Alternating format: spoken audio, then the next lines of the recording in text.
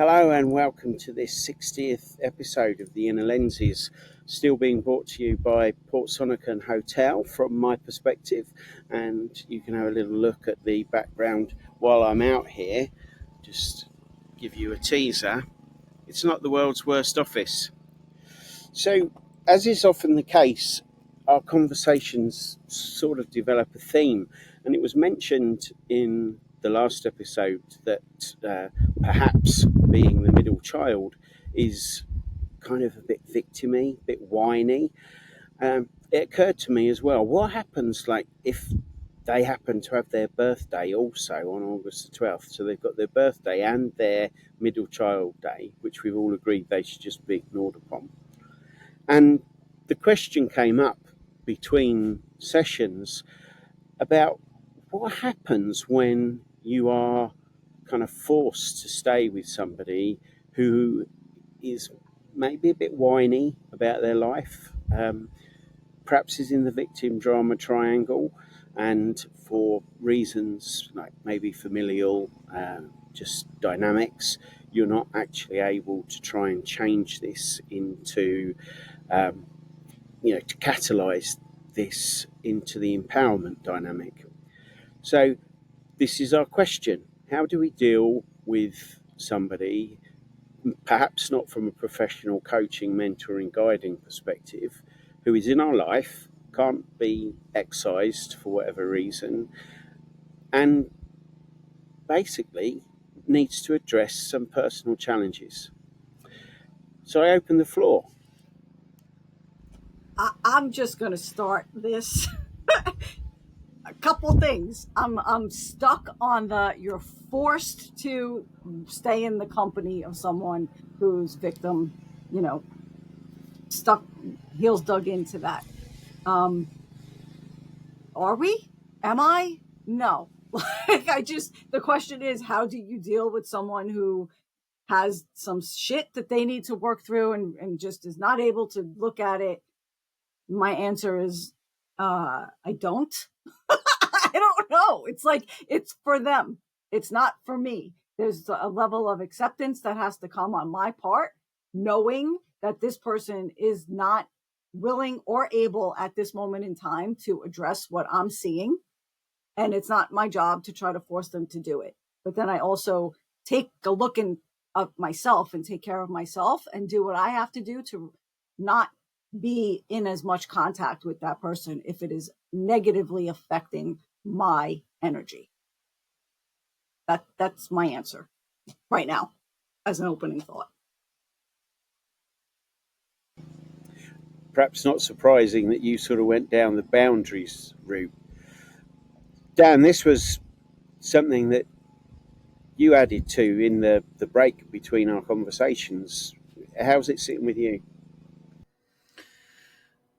Well, yeah, this subject came up for me because when we spend time with people, or even when we spend time with ourselves playing the victim, it's an incredibly unpleasant role to be playing. It's one of lack of responsibility. It's coming from a very disempowered place. And I thought it'd be a good topic to talk about because a lot of the time we don't even realize that we're playing a victim. And as we grow and we try to expand, we start to recognize where we're being a victim and we can make change. But I'm curious what you guys might think for somebody who is in this victim role and they are firmly in this role. Because if I give an example, a personal example, somebody in my family was diagnosed with ADHD at a young age. This person was considered to be a pain in the ass, which isn't true. They were just reacting to their environment. But this person was diagnosed with ADHD, and this person has attributed all of their problems to this mysterious illness. And I thought about this a lot, and I realized that if you were to confront this person and say, like, this diagnosis doesn't even mean anything, right? Then what does it mean to this person? It means then I really am a bad person, right? So a victim is going to hold on to some kind of label or experience as a kind of protection for what it might mean about them otherwise. So how do we crack that nut? And compassion comes up for me, but in a more practical way. I'm curious of where we would go with this. Yeah, it's a tightrope to walk, isn't it? Because in one way we need certain boundaries, like Erika said, to protect our own energy and to be actually able to stay calm with the person, because I have a few in my life and I care about them. So I don't want to just walk away or cut them off, but then I also need to stay calm with them, because if I don't have boundaries, it's very easy to get annoyed at some stage and say something I wouldn't like to say to them, right? So it's a tightrope to walk. And as we all know, we can't change people. So for me, I think it's all about communication. Because as Daniel said very, very rightly, I was in a victim role suddenly at some stage in my life, and I was not in a victim role at the beginning of my life. It's just sometimes we slip into it without ever realizing we just slipped into it, right? And until actually a friend of mine turned around and very clearly pointed it out, I really wasn't aware of it, and that just had happened over the last couple of years. So I was able to bring myself out again, because I was like, hold on, you were never like this. But I had an experience of myself. But how often do we grow up in a family situation where the only way where you got attention was if you played the victim? So it also can become a default setting for getting attention, for being seen, for things like this. So to learn other ways to still get attention, be seen, and not using it either as protection or a way of getting your way is really hard. So for me, it's in role modeling in front of them, and also in communication without sitting down like, stop playing the victim, because it's very easy to slip into that if we don't have boundaries, like Erika says. Don't know if that makes sense. Makes total sense. Yeah, I mean, you're saying a lot that I feel like it's very contextual, right? It depends for me on who the actual person is, and who they are, like how we relate, like who they are in my life. B, what am I looking to get out of this? Like, what's my end game here? Am I actually wanting to help them, or do I care enough about their process, and what they're doing? But yeah, definite compassion with this person if we're seeing it. But I think there's two differences, right, Gaby? You said you weren't even aware that you were taking on this role until someone reflected it to you. That's completely different for me than someone who, like you also just said, is wearing it like a badge of honor. Like, this is no, I'm the victim and I have to be the victim because that's the only way that anybody pays attention to me, or, it gives me purpose even. I don't know. Two different things.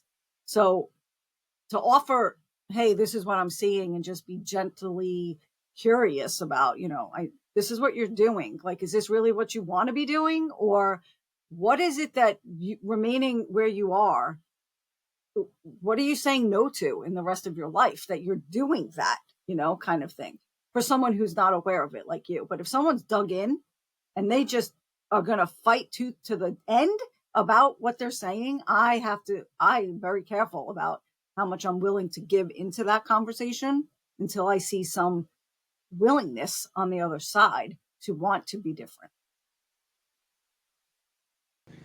I work with quite a few people with ADHD, particularly adults who have been diagnosed with ADHD. And I actually come from a place where most of this is actually unresolved trauma, because not being able to keep your thoughts on track, for instance, having intrusive thoughts that would come from PTSD, or at least traumatic stress activities. They all play a part in the bits and pieces that people find themselves unable to do with ADHD, or the reasons that they fixate on certain things and dissociate about others. So I think diagnosing stuff is beneficial to a certain point, but we here all know that up to a certain point of awareness, anything that happened to you isn't your fault. But once you reach a level of awareness, everything is then your responsibility. And Gaby made the point we can't change people. True to that point where they become willing and receptive to hear what you might mirror back to them. Somebody who's not open, willing, and receptive is going to stay the same for sure. So I guess the question is, what brings you into, when we had this conversation around relationships at holidays with Erika and Brett last year around Thanksgiving. What happens when you need to be in the company of somebody that is difficult, who you have drawn boundaries with, but your desire to see the rest of the family or to visit a certain place outweighs the fact that that person is there? And I suppose some of what I'm getting at is, do we make a choice of hoping and offering to help that person, or do we entrench with the boundary and make sure that it's as firm as it can possibly be?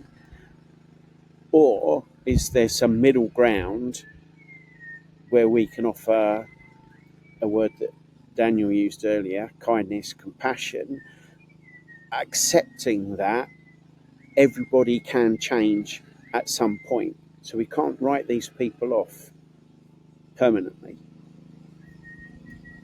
Or can we? Or can we? Because this is my main goal here.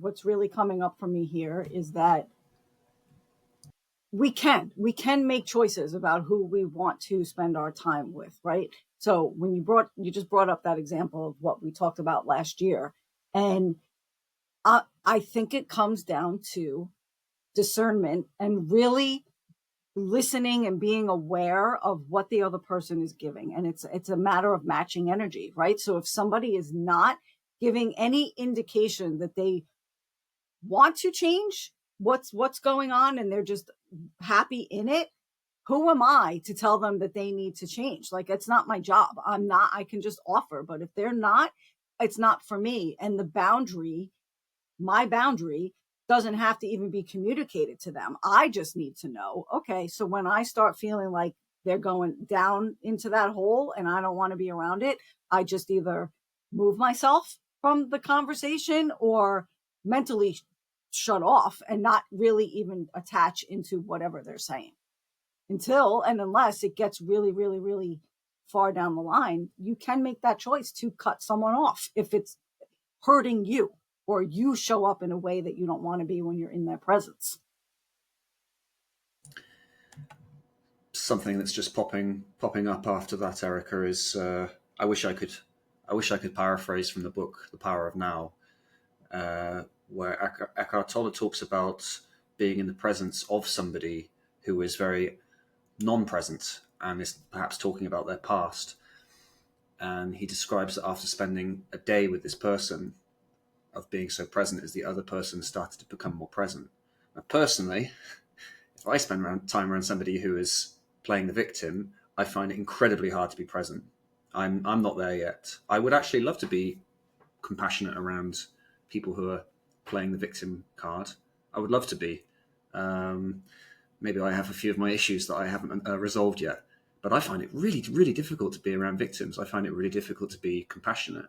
It's like, the rage starts building up inside of me. So I think we'd all like to be compassionate around them, but it does come down to boundaries. What can we handle? And personally, I unfortunately don't spend time with people who are close to me because of this reason. I think what you're referencing there is kind of Go co-regulation ahead, Brett. and the way that Yeah. So how many of we us?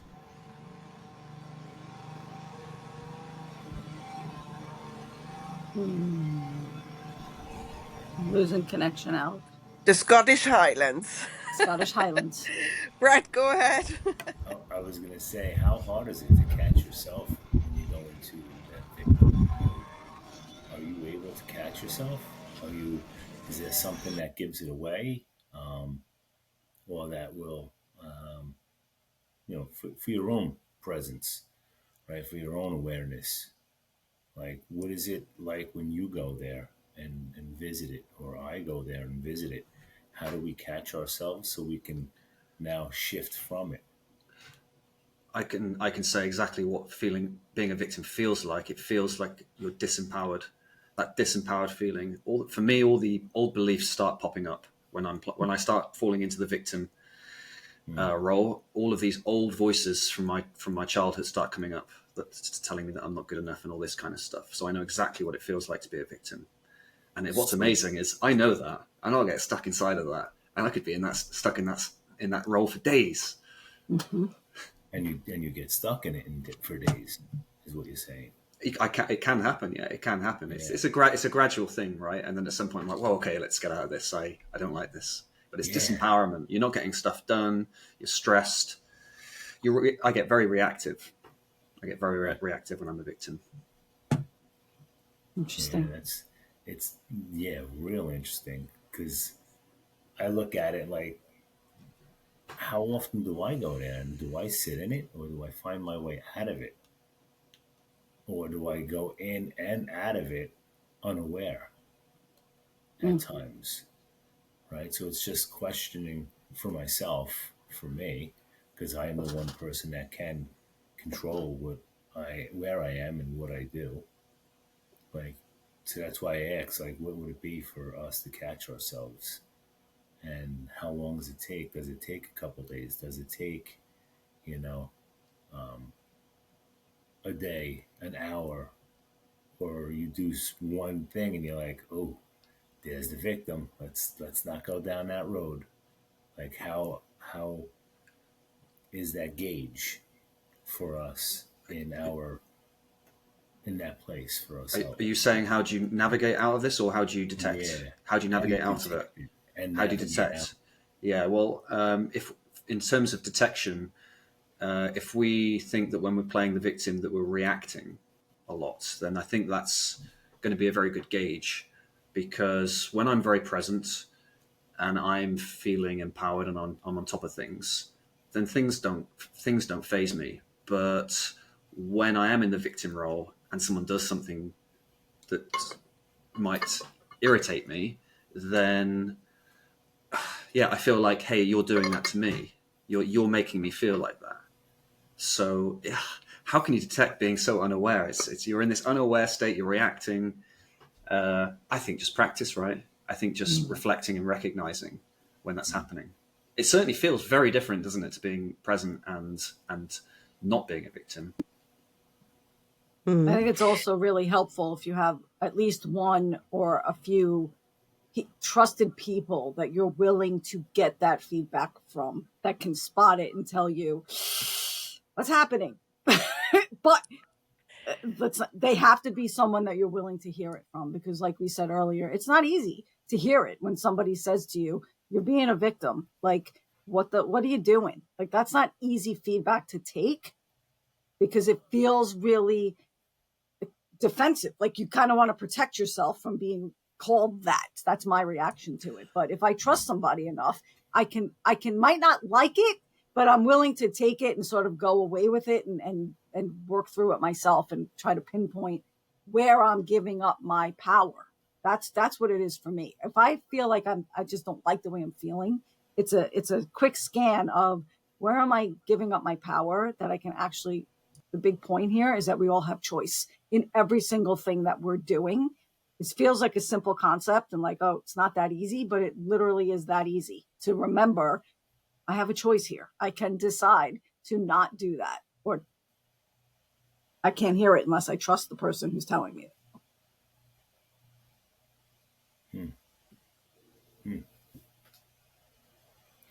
yeah, how often do we have that person around?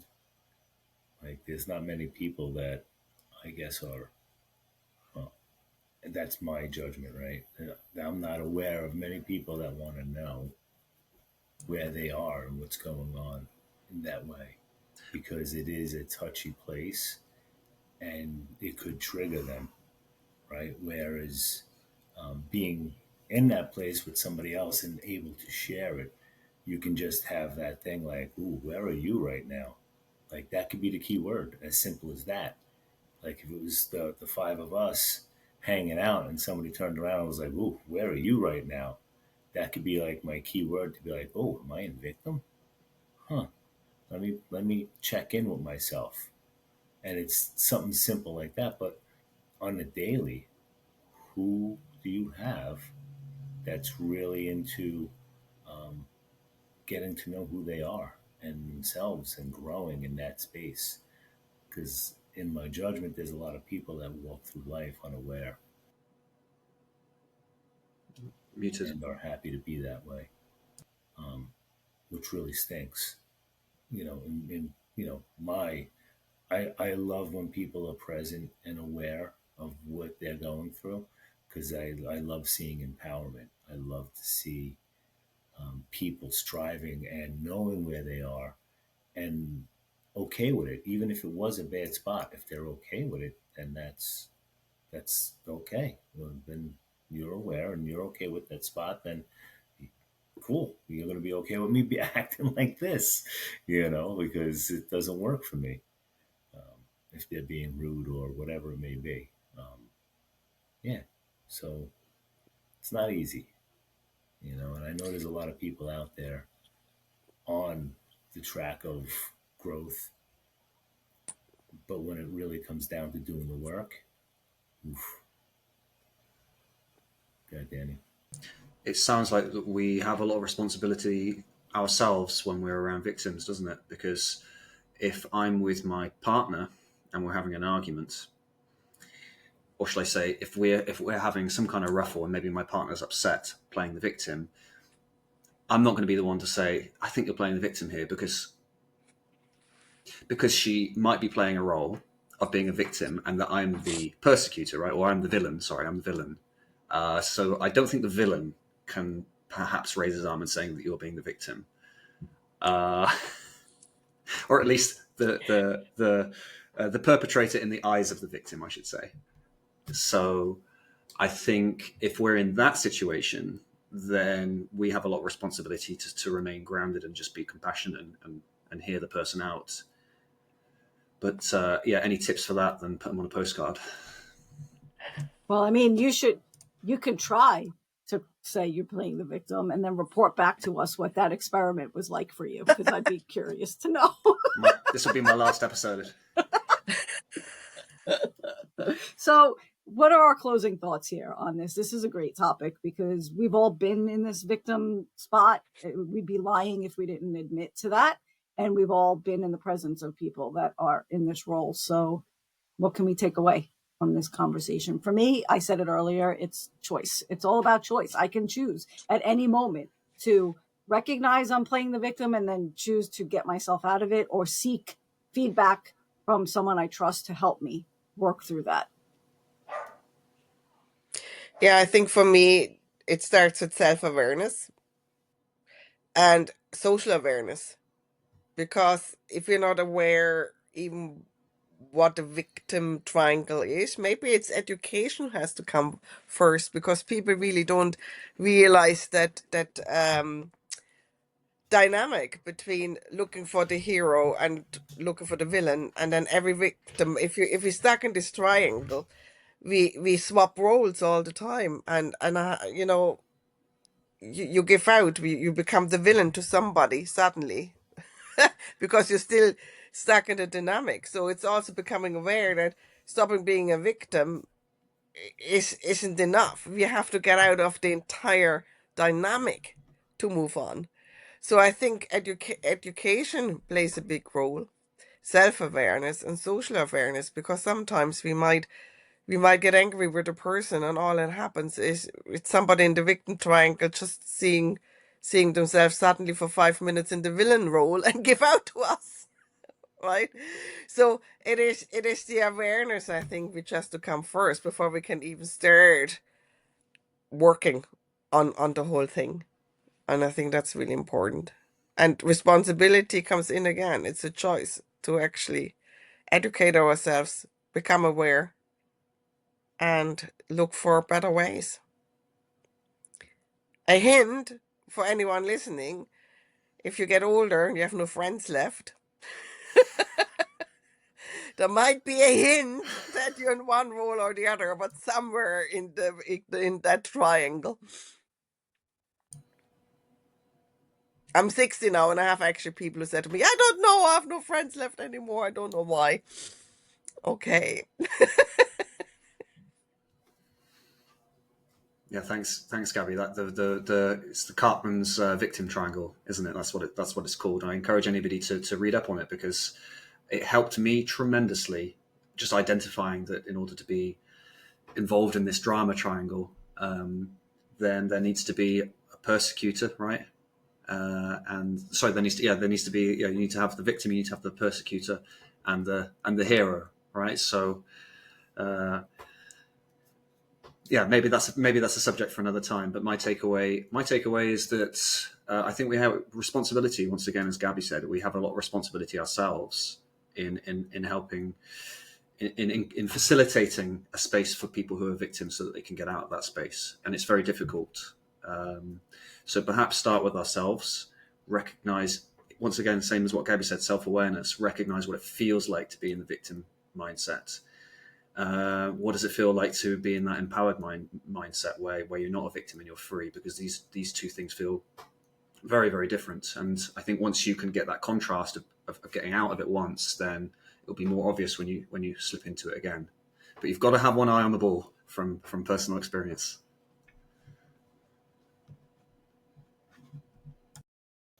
Great. Brett, you have any quick closing thoughts? Because we're going I think long I here. just really like the part of being aware of your own space and where you are, and really sitting in it. I think that's key, because catching yourself, it's easier. Spot it, you got it. If you can see it in somebody else, then it's been there in you. So start with yourself first, so that you know what it feels like when you're there, and then that'll probably help best with supporting that other person. Like, Cool. What did you need in that spot? So Great. yeah. All right. So for those of you out there, victim drama, no shame involved. We've all been there, but now is your opportunity to get empowered and, make the choice to pull yourself out if you recognize it. So we're going to sign off and say goodbye, and all of our details will be in the comments, and we'll see you next episode. Bye, everyone.